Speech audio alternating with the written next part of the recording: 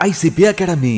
CA, CMA, CS, CAT போன்ற அனைத்து விதமான ப்ரொஃபஷனல் கோர்ஸ்களும் இங்கு எளிமையான முறையில் கற்றுத்தரப்படும். எங்களிடம் 25 வருடத்துக்கு மேல் அனுபவம் உள்ள ஆசிரியர்களும் உள்ளனர். அது மட்டும் இல்லாமல் ஆடிட்டர்களாலும் பயிற்சி அளிக்கப்படுகிறது. எங்களிடம் பயின்ற மாணவர்கள் மாநில அளவில் தேர்ச்சி பெற்றுள்ளனர் என்பதும் குறிப்பிடத்தக்கது. இந்த ப்ரொஃபஷனல் கோர்சஸோட கிளாஸஸ் பாத்தீங்க அப்படின்னா full time, part time, weekend classes அப்படின்னு பல விதமா இருக்கு.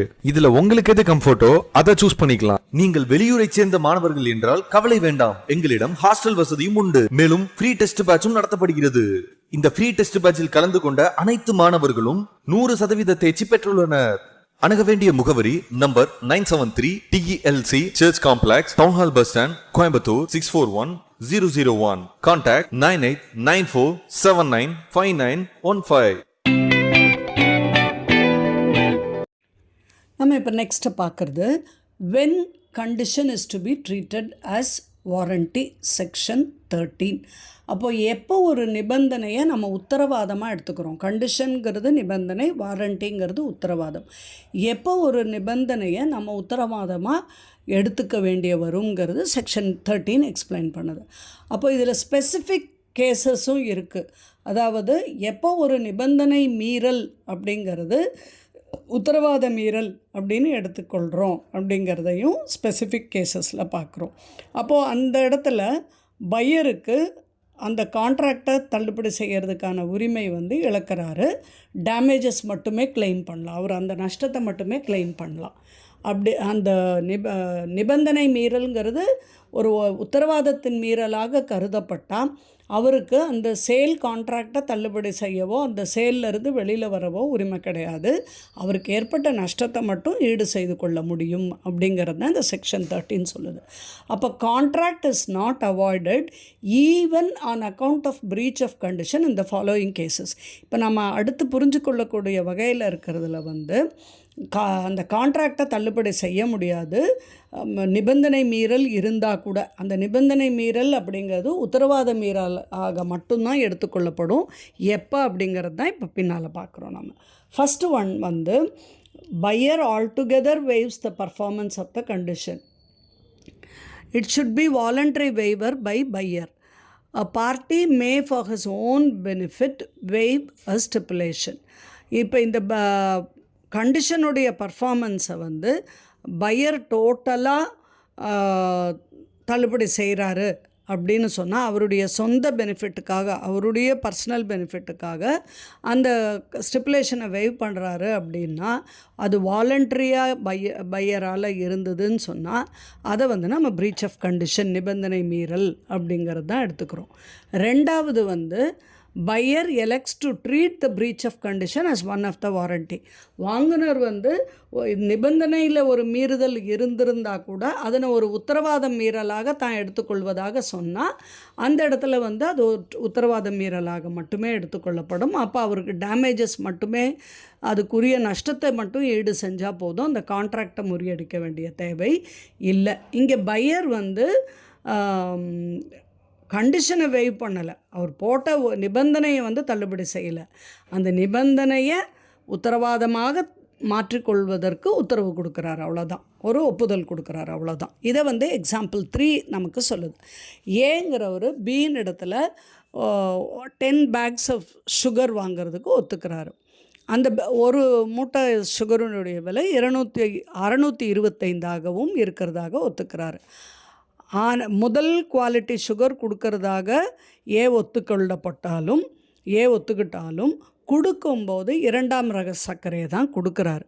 அப்போது அந்த 2ஆம் ரக சர்க்கரையினுடைய விலை 600 ரூபாய் மட்டுமே.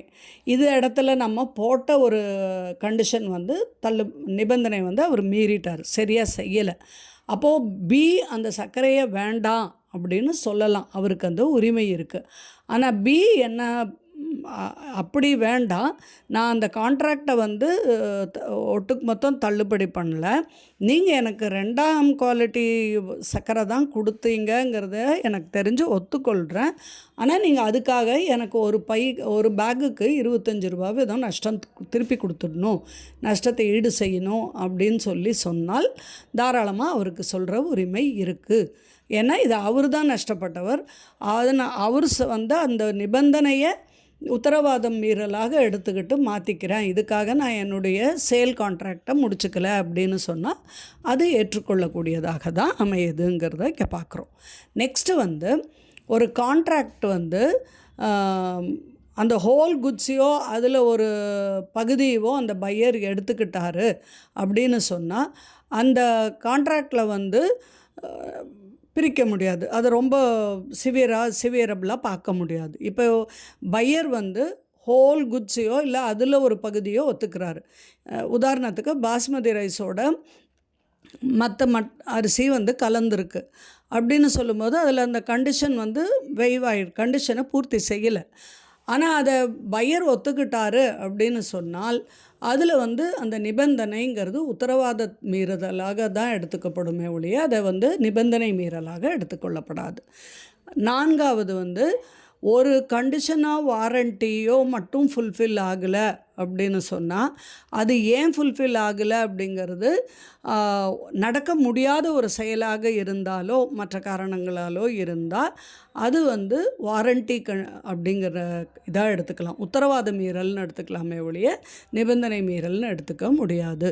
அப்போது வந்து வாலண்டரி வெய்வர் அப்படிங்கிறது பர்ஃபார்மன்ஸ் ஆஃப் த கான்ட்ராக்டில் வெய்வ் பண்ணுறாங்க.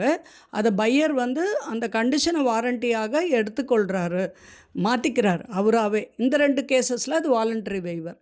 கம்பல்சரி வெய்வர் அப்படிங்கிறது அந்த கான்ட்ராக்டோட சிவியரபிலிட்டியை அது பாதிக்கலை அப்படிங்கும்போதும் சட்டத்தின்படி அது மன்னிக்கப்படலாம். ஃபுல்ஃபில்மெண்ட் வந்து நடக்க முடியாத காரணத்தினால தான் நடக்க முடியலன்னு அதை தள்ளுபடி செய்யலாம் அப்படின்னா கம்பல்சரியாக இந்த நிபந்தனை வந்து உத்தரவாதமாக மாறுது. இப்போ உத்தரவாதம் 2 வகையாக மாறுதுன்னு பார்க்குறோம். ஒன்று வாலண்டரிங்கிறது அந்த பர்ஃபார்மன்ஸ் ஆஃப் த கான்ட்ராக்ட் அந்த பையரே வந்து அதை உத்தரவாதமாக எடுத்துக்கிறேன், நிபந்தனையாக எடுத்துக்கலை, நிபந்தனையை வந்து உத்தரவாதமாக மாற்றிக்கிறேன்னு சொல்கிறதுல 2 கண்டிஷன் பார்த்தோம்.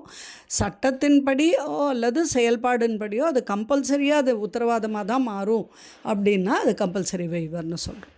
நெக்ஸ்ட்டு வந்து நம்ம பார்க்குறது express and implied conditions and warranty section 14 or 17.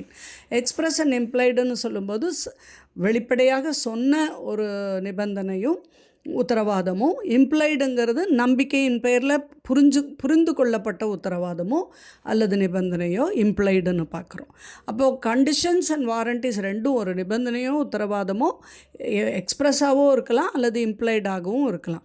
Express அப்படின்னு சொல்லும்போது அது வெளிப்பட தன்மையில் எழுதப்பட்டோ அல்லது சொல்லப்பட்டோ வார்த்தைகளால் விளக்கப்பட்டிருந்தால் அது சட்டத்தின்படி அந்த கான்ட்ராக்ட் ஆஃப் சேலில் ஏற்றுக்கொள்ளப்பட்டிருந்தால் அது எக்ஸ்ப்ரெஸ்டுன்னு சொல்கிறோம்.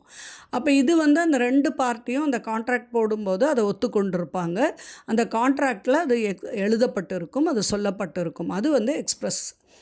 இம்ப்ளைடு கண்டிஷன் சொல்லும்போது சட்டத்தின்படி இதெல்லாம் கண்டிப்பாக ஒற்றுக்கொள்ளப்பட்டிருக்க வேண்டும், இதெல்லாம் செய்திருக்க வேண்டும் அப்படின்னு வார்த்தையால் அதை சொல்ல வேண்டாம். அதை வந்து இப்படி இருந்தால் அது இப்படித்தான் நடக்கணும் அப்படிங்கிறது புரிந்து கொள்ளப்பட்ட ஒன்றாக இருந்தால் அது இம்ப்ளைடுன்னு சொல்கிறோம். அந்த சர்க்கம்ஸ்டன்சஸ் ஆஃப் த கான்ட்ராக்ட், அந்த கான்ட்ராக்ட் எடுத்துக்கிட்ட சூழ்நிலையில் வேறு விதமாக இருந்தாலொழிய சில விற்பனையில் வாங்குனர் இருக்கணும், விற்குனருக்கு புரிஞ்சிருக்கணும், அதே பொருளை தான் வாங்கணும், அதே பொருளை தான் இவர் விற்கிறதாக சொன்ன பொருளை தான் அவர் வாங்கிறதுக்கு கான்ட்ராக்ட் போட்டிருக்கணுங்கிறதெல்லாம் இம்ப்ளைடு. ஏன்னா இதெல்லாம் புரிந்து கொள்ளக்கூடிய வகை, சைலண்ட்டாக அதுக்குள்ளே இருக்கும், இதுக்கு தனிப்பட்ட சொற்கள் வேண்டியதில்லை. அது இம்ப்ளைடு கண்டிஷன். அப்போது அந்த இம்ப்ளைடு கண்டிஷன் என்னன்னு பார்க்கும்போது first condition us to the title, விற்றா அந்த பொருளுடைய உரிமை அல்லது அந்த பொருளுடைய ஓனர்ஷிப் வந்து மாறும் அப்படிங்கிறது 2 பேருக்கும் தெரிஞ்சது தான். கண்டிஷன் அஸ் டு டிஸ்கிரிப்ஷன், பொருளுடைய வகையை விளக்கும்போது அந்த பொருள் என்ன வகையில் விளக்கப்பட்டிருக்கோ அதே பொருள் தான் விற்கப்பட வேண்டும், அதே பொருளை தான் இவரை வாங்குனரும் வாங்கிறதுக்காக ஏற்றுக்கொள்ளப்பட வேண்டும் அப்படிங்கிறது டிஸ்கிரிப்ஷன் பார்க்குறோம். அடுத்தது சேல் பை சாம்பிள்னால் ஒரு சாம்பிளை காட்டி இந்த மாதிரியான ஒரு பொருள் அப்படின்னு சொல்லும்போது அதே பொருளை தான் விற்கணுங்கிறதும் பார்க்குறோம். 3வது குவாலிட்டி ஆர் ஃபிட்னஸ், அந்த பொருளுடைய தன்மை அல்லது தகுதி. நெக்ஸ்ட்டு வந்து சாம்பிள் வந்து டிஸ்கிரிப்ஷன் சொன்ன மாதிரியும் இருக்கலாம், காட்டினது மாதிரியும் இருக்கலாம்.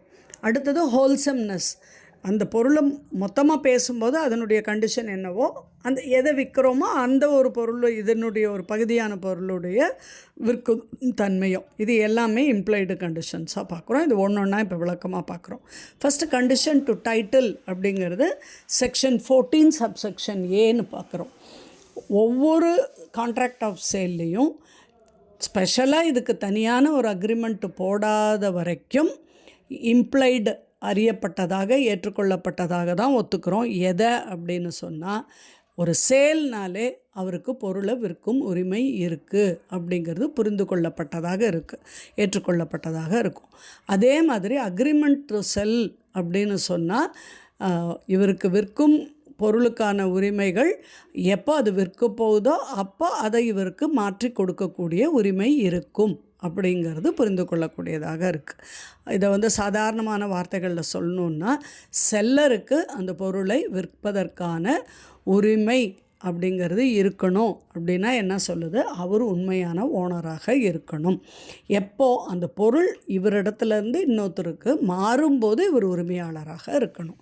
அப்போ அந்த seller's title ownership turns out to be, இதில் சப்போஸிங் அந்த விற்பவருடைய உரிமை அப்படிங்கிறதுல ஏதாவது குறை இருந்தால், அந்த தெரியப்பட்டால் உடனடியாக அந்த பையர் அந்த பொருளை உண்மையான ஓனருக்கு திருப்பி கொடுத்துட்டு அதனுடைய விலையை விற்கவர்கிட்டேருந்து வாங்கிக்கணும். அதாவது அந்த பொருளை விற்பவர் அது அவருடைய பொருள் இல்லை, அது மற்றொருவருடைய பொருள் தான் அப்படிங்கிறத வாங்குபவருக்கு தெரிந்தால் உடனடியாக அது உண்மையான ஓனர் யாரோ, அந்த பொருளுடைய ஓனர் யாரோ அவருக்கு அந்த பொருளை திருப்பி கொடுத்துட்டு விற்பவர்கிட்ட இவர் என்ன விலை கொடுத்தாரோ அந்த பொருளை அந்த பணத்தை திரும்பி வாங்கிக்கிறது அப்படிங்கிறது தெரிஞ்ச ஒன்று தான், புரிந்து கொள்ளப்பட்ட ஒரு கண்டிஷன் தான் பார்க்குறோம்.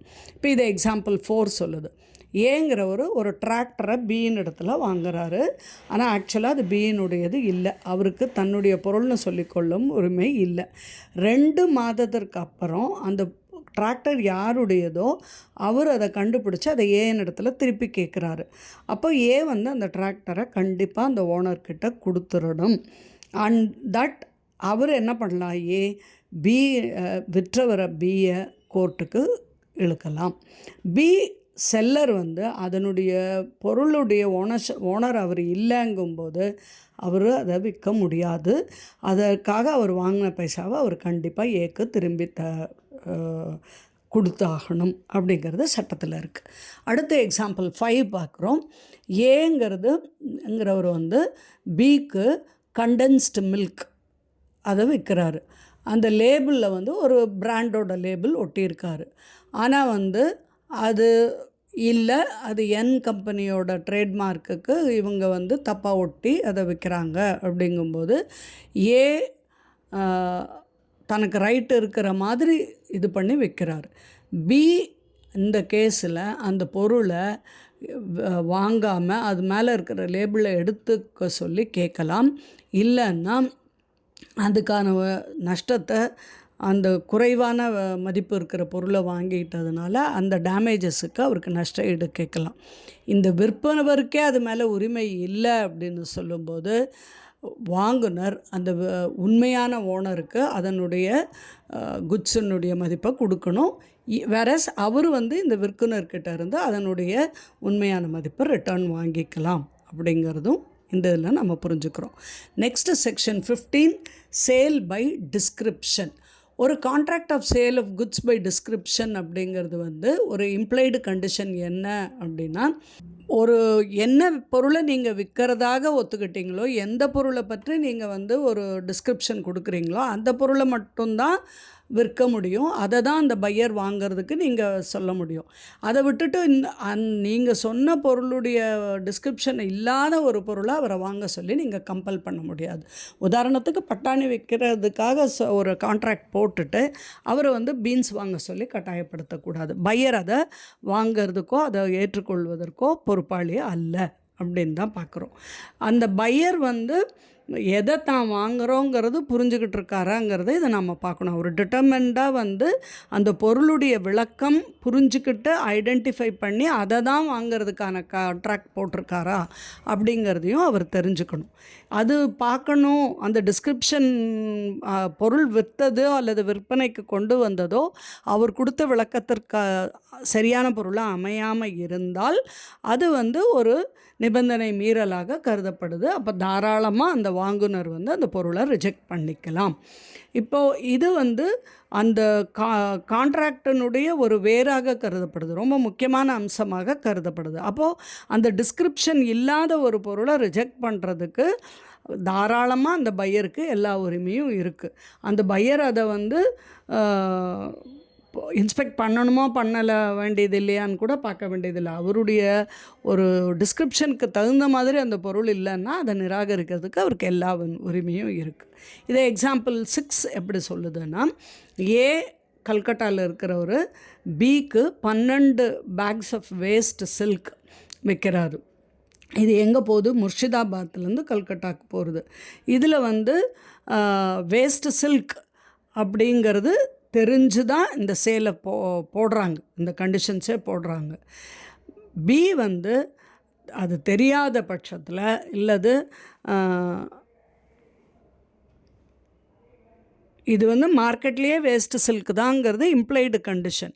அப்படி இல்லாத பட்சத்தில் பிக்கு அதை தள்ளுபடி செய்கிறதுக்கு எல்லா வகையான உரிமையும் இருக்குது. அந்த குட்ஸை ரிஜெக்ட் பண்ணிக்கலாம். எக்ஸாம்பிள் 7, ஒரு ஷிப் வந்து காப்பர் ஃபேசினேட்டட் வெசல் அப்படின்னு சொல்லி விற்கிறதுக்கான ஒப்பந்தம் செய்யப்படுது.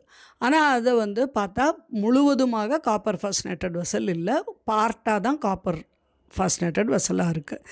அந்த டிஸ்கிரிப்ஷனுக்கு அந்த விளக்கத்திற்கு ஏற்ற பொருளாக இல்லை, அதனுடைய பொருளாக இல்லை அப்படிங்கும்போது தாராளமாக வாங்குனர் அதை பையருக்கு ரிட்டர்ன் பண்ணலாம். ரிட்டர்ன் பண்ணதோடு மட்டும் இல்லாமல் அவருக்கு ஏற்பட்ட அந்த நஷ்டத்தையும் அவர் ஈடு சொல்லி கேட்கலாம். ஆனால் சில பொருளுக்கு அந்த டிஸ்கிரிப்ஷன் பிரிவு அதனுடைய அந்த பொருளை பற்றிய விவரணம் அப்படிங்கிறது இல்லை, இது விவரணமாக ஏற்றுக்கொள்ளப்படாது அப்படிங்கிறதுக்கும் சில எக்ஸம்ஷன் கேசஸ் கொடுக்குறாங்க. அதை நம்ம நெக்ஸ்ட் ஆடியோவில் பார்ப்போம். Thank you friends.